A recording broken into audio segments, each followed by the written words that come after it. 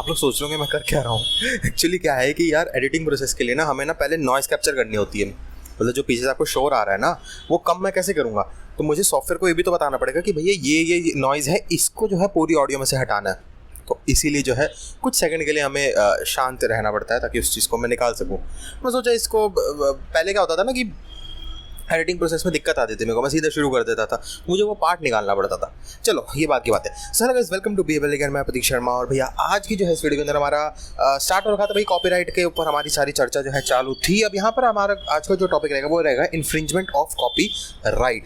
ठीक है जी। तो इन्फ्रिंजमेंट के केस के अंदर अगर कोई तुमने चीज़ को कॉपीराइट कराया है और अगर वो इन्फ्रिंज करता है, कोई उसको तुम्हारे विदाउट कंसेंट या किसी भी चीज़ से यूज़ कर लेता है जिससे तुम्हें नुकसान हो रहा है, तो तुम्हें क्या कंपनसेशन दी जाएगी, नहीं दी जाएगी, क्या उसका प्रोसेस रहेगा, क्या रहेगा, वो सारी बातें हम यहाँ पे करते हैं। सेक्शन 51 कह रहा है, स्टैट्यूटरी डेफिनेशन कह रहा है ये, when a person without licence from the owner of the copyright or registrar or copyright or in contravention of the condition of licence granted or the condition imposed by him competent authority under act does anything the exclusive right to do which is conferred upon the owner of the copyright. मतलब कोई ऐसा काम कर दिया जो कि वो काम सिर्फ ओनर कर सकता था। मतलब मेरी नटराज की पेंसिल है, इसको मैं यूज़ कर सकता था, या यूज इन द सेंस, आप समझ लो कि मैं इसी को तोड़ सकता था, इसका तोड़ने का हक मेरे पास था। लेकिन कोई फलाना बंदा आया और उसने नटराज की मेरी पेंसिल तोड़ दी, तो जो वो हक था, जो मेरा एक्सक्लूसिव हक था, वो उसने एक्सरसाइज कर दिया।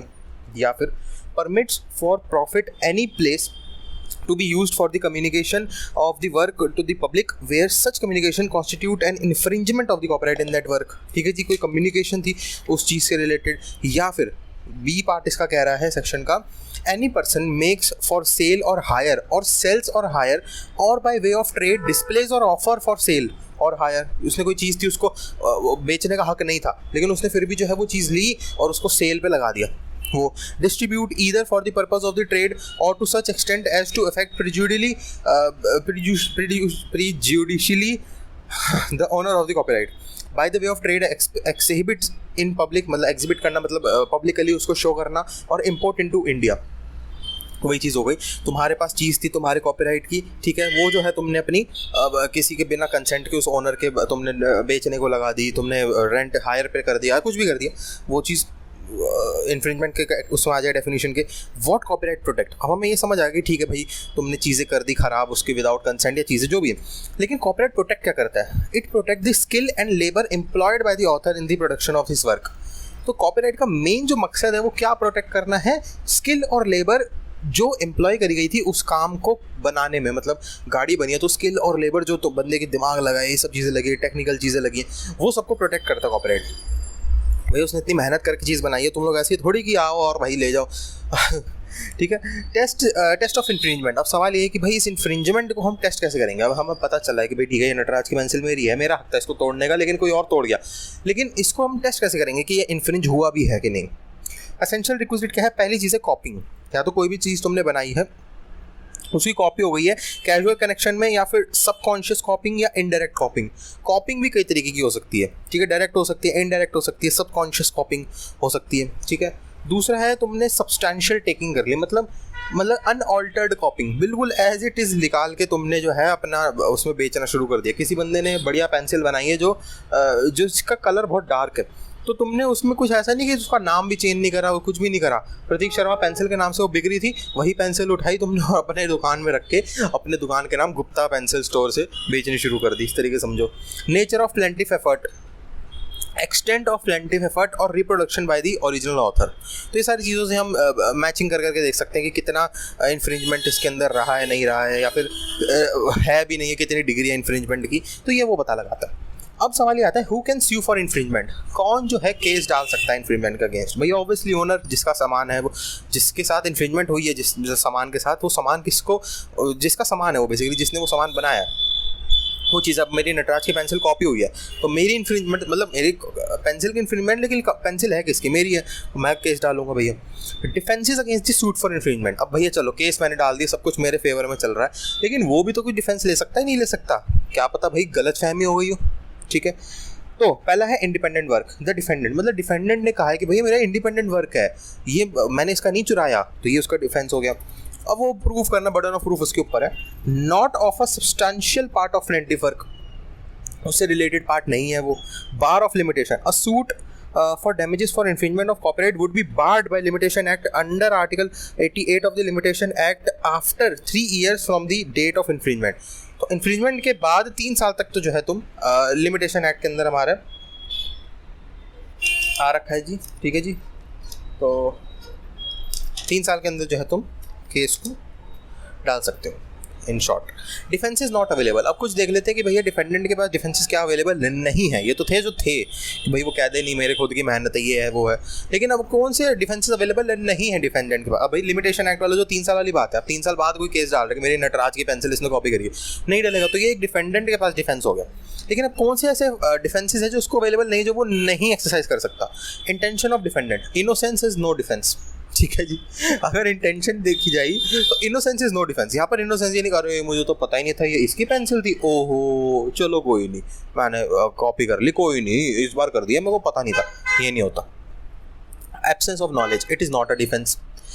ओहो अच्छा तूने बनाई थी क्या ये पेंसिल, अरे यार भूल गया था मैं तो यार, रहने दे यार, माफ़ कर दे, वो भी नहीं। एनी यूजेज और कस्टम सैंक्शनिंग द एलिज्ड इन्फ्रिंजमेंट, वो भी हो गया। तो हमने बेसिक में ये देख लिया कि भैया इन्फ्रिंजमेंट के अंदर हमारा क्या क्या डिफेंसेस, मतलब मेरे पास क्या है एक्शन करने के लिए, उसके बाद डिफेंसेस क्या है डिफेंस करने के लिए अपने पास, और किस चीज़ के रिलेटेड स्किल और लेबर से रिलेटेड कॉपीराइट होता है। तो ये सारी चीज़ हमने देख ली। तो भैया इसी के अंदर हम एक छोटा सा टॉपिक और स्टार्ट कर देते हैं जो कि रहेगा फेयर डीलिंग के ऊपर। फेयर डीलिंग क्या होता है भैया? कॉपीराइट में ऐसा तो है नहीं कि तुमने चीज़ बना दी वो तुम्हारी ही हो गई बस, भाई कुछ हद तक भी तो यूज़ करा जा सकता है उसे, अगर पब्लिक हित में है वो चीज़। तो ये थोड़ी कि तुम नहीं आओगे पब्लिक में तो भाई वो चीज़ यूज़ ही नहीं हो सकती पब्लिक में, वो चीज़ को पब्लिक में दिखाया ही नहीं जा सकता। तो कुछ ऐसे एक्सेप्शंस इसके अंदर डाली जाती हैं कि जो फेयर यूज़ की कैटेगरी में जो है आ जाओ। क्या चीज़ है देख लेते हैं। सेक्शन 52 कह रहा है परमिटेड यूजेज या fair dealing, how much of someone else work may be used without asking permission. सवाल है यहाँ पर ये उठा रहा है कि कितने हद तक उसका जो काम है उसे तुम यूज कर सकते हो विदाउट उसके परमिशन के। देख लेते हैं। द फेयर यूज डॉक्ट्राइन क्या कह रहा है? In some situation one may make limited use of another's work without asking permission. So what is fair dealing? Fair dealing अब हुआ क्या, चलो ये समझ आ गया, कुछ हद तक हम यूज़ कर सकते हैं, लेकिन किस हद तक, वो हद कितनी हद तक है ये देखते हैं। तो what is fair dealing? It is impossible to define fair dealing, it must be a question of degree. तो ये इम्पॉसिबल है इसको डिफाइन करना फेयर डीलिंग। किसी चीज़ के लिए हो सकता है, किसी के लिए कि भैया इतने हद तक तुम उसको यूज़ करो तो वो फेयर डीलिंग के लिए आ जाएगा, लेकिन वो सेम चीज़ जो है दूसरे उसके लिए एप्लीकेबल नहीं होगी। या इतना खतरनाक बेस लगा रखा है इसने गाड़ी में, अगर आपको सुना होगा तो अलग बात है, बाकी ये माइक ने अगर कैप्चर करा होगा तो चलो ठीक है जी। तो कितने हद तक उसको यूज़ करा गया है, कब तक, वो अलग अलग थिंग टू थिंग डिपेंड करेगा, ठीक है जी। So under the fair use rule of copyright law an author may make limited use of another author work without asking permission. So 3 relevant aspect of fair dealing या fair usages. 3 aspect हमको यहाँ पर पता चलते हैं। पहला, the extent of what is taken, the purpose for which the material is taken, the motive of the person alleging fair dealing. तो ये 3 चीज़ों का हमने देखना है, और ये डिग्री के ऊपर डिपेंड करता है कि कितनी डिग्री तक तुम यूज़। अब किसी चीज़ के लिए भाई हो सकता है कि इतनी डिग्री यूज़ करेगा ये तो वो उसके लिए इन्फ्रिंजमेंट की कैटेगरी में आए, लेकिन वो कहे कि चल ठीक है यार तू इतना कर सकता है, कोई दिक्कत नहीं है इसमें, वो चीज़ है डिग्री यूज़ करी जाएगी। लेकिन ये 3 एस्पेक्ट तो है, हर जगह सेम रहेंगे। क्या लिया गया है, मतलब यूज़ करने के लिए क्या लिया गया है, किस के लिए लिया गया है, किस पर्पस के लिए, और क्या उसका मोटिव था बंदे का उस चीज़ को यूज़ करने का। चलो, certain act not to be infringe under copyright. अब कुछ ऐसे एक्ट हैं जिसको इन्फ्रिंजमेंट की डेफिनेशन में जो नहीं डाला जाता। अभी हमने ये देखा था पहले कि डिफेंडेंट के पास क्या डिफेंसेस हैं या क्या डिफेंसेस नहीं है, लेकिन कुछ ऐसे हैं कि जिसमें इन्फ्रिंजमेंट हो ही नहीं सकती, उसको तुम यूज़ कर सकते हो 100% फुल राइट्स के साथ। सेक्शन 52 कह रहा है a fair dealing with any work not being a computer program for the purpose of private or personal use including research, criticism or review whether of that work or any other work, reporting of current event and current affairs including the reporting of lecture delivered in public, the reproduction of any work for the purpose of judicial proceeding or for the purpose of report of judicial proceeding, या फिर the reproduction of any work in a certified copy made or supplied in accordance with any law for the time being forged। या फिर the reading और recitation in public of reasonable extract from the publish literary और dramatic work etcetera etcetera, कई चीज़ें आपकी किताब में दी होंगी। टोटल 33 एक्ट इसके अंदर दिए हुए हैं, मतलब 33 ऐसे एक्ट्स, मतलब काम ऐसे दिए हुए हैं जिसको तुम इन्फ्रिंजमेंट की डेफिनेशन में नहीं डाल सकते। इसमें से मोटे मोटे तौर पे मैंने कुछ लिख दिया, बाकी 33 के 33 अगर आप पढ़ना चाहो तो आप जो भी बुक रेफर कर रहे हो वो देख सकते हो, नहीं तो नेट पे लिख देना कि certain acts not infringement, not in the purview of infringement of copyright, ऐसे करके लिख देना, या not to be infringement of copyright, ऐसे करके उसमें आ जाएगा। देखो इन शॉर्ट अगर मैं आपको समझाना चाहूँ तो इसमें अगर आपने देखा होगा यूट्यूब पर, आज के टाइम पे सारे यूट्यूब चला रहे हैं, तो फॉर एग्जांपल जैसे किसी ने कोई वीडियो निकाली, ठीक है, या फिर जैसे कोई ट्रेलर निकाला, उसके ऊपर रिएक्शन वीडियोस आनी शुरू हो जाती है, लेकिन वो रिएक्शन वीडियोस पड़ी रहती हैं यूट्यूब पे, तो वो इसी के काइंड ऑफ उसमें आ जाता है कि वो इन्फ्रिंजमेंट की डेफिनेशन में नहीं आएगा, क्योंकि तुमने उसके ऊपर रिएक्शन दिया है, उसको तुमने यूज़ नहीं करा। देखो दोनों में चीज़ों में फ़र्क है। तुम अगर उसी ट्रेलर को, उसी मूवी के ट्रेलर को यूज़ करके अपने नाम से निकाल रहे हो कि हाँ भाई ये तो मूवी मैंने बनाई, ये तो ट्रेलर मैंने बनाया, तो वो इन्फ्रिंजमेंट की डेफिनेशन में आएगा। लेकिन अगर तुम उसको रिएक्ट करके अच्छा ये अच्छी नहीं बनी, ये पार्ट मुझे बहुत अच्छा लगा, ओहो बढ़िया मार धड़ाई हो रही है यार, ये तो खोपड़ियाँ फूट रही है लोगों के, अरे यार यहाँ तो बढ़िया चल रहा, तो वो चीज़ हो गई। तो रिएक्शन की कैटेगरी, तो उसमें छोटी सी ऐसे लगा देते नीचे और ऊपर अपना वहाँ पर रिएक्शन देते हो, वाह या ऐसे कर करके, तो वो चीज़ हो गई। लेकिन ये ध्यान रखने इसके अंदर कंप्यूटर प्रोग्राम को इंक्लूड नहीं करा गया, ठीक है। या फिर जो है जैसे कोई तुमने पब्लिक में जो है कोई लेक्चर डिलीवर करा है, तो भैया वो पब्लिक में करा है तो वो तुम्हारे कॉपीराइट थोड़ी हो जाएगा, पब्लिकली आ चुका है वो, तो उसको कोई भी रिपब्लिश कर दे, तो मुझसे कोई फ़र्क नहीं पड़ना चाहिए। या फिर कोई जुडिशियल प्रोसीडिंग है, उसकी कोई जुडिशियल मतलब जो रिपोर्ट होती है वो पब्लिकली आ रही है, उसको कोई दिक्कत नहीं है। और द रीडिंग और रिसाइटेशन इन पब्लिक और रीजनेबल एक्सट्रैक्ट फ्रॉम कोई पब्लिश लिटरेरी या ड्रामेटिक वर्क है जो ऑलरेडी पब्लिकली है, लेकिन उसमें से कोई चीज़ निकाल के रीडिंग करवाना या रिसाइटेशन निकालना उसमें से करना पब्लिकली, तो वो जो चीज़ पब्लिकली आ रखी है उसके क्या तुम्हारा कॉपीराइट होगा यार, तो वो चीज़ है, मतलब इन शॉर्ट ये हुआ। तो उसमें से कोई चीज़ नहीं निकालना या जुडिशियल प्रोसीडिंग की रिपोर्टें निकालना, वो चीज़ तुमने कोई पब्लिकली लेक्चर दिया है वो चीज़ को तुम दोबारा रिपब्लिश कर रहे हो, मतलब तुम उसको रिपब्लिश कर रहे हो, तुम अपने नाम पे नहीं कर रहे, फ़र्क होता है दोनों चीज़ों में, ठीक है जी। तो ये छोटी सी चीज़ थिन लाइन डिफरेंस जो है आप लोग समझ लो। अब वीडियो को थोड़ी बहुत मैं कंटिन्यू रखूँ या ना रखूँ, एक काम करते हैं, वीडियो को बंद करते हैं, ये एक टॉपिक रह गया, ये करके फिर ये खत्म हो जाएगी यूनिट। चलो यही था इस वीडियो के अंदर। वीडियो अच्छी लगी लाइक कर दीजिएगा, वीडियो अच्छी नहीं लगी डिसलाइक कर दीजिएगा, कोई दिक्कत नहीं, कहीं रीज़न दे दीजिएगा कि आपको वीडियो अच्छी नहीं लगी, ताकि उस चीज़ को जो हम अपने इंप्रूवमेंट लिस्ट में डाल सको।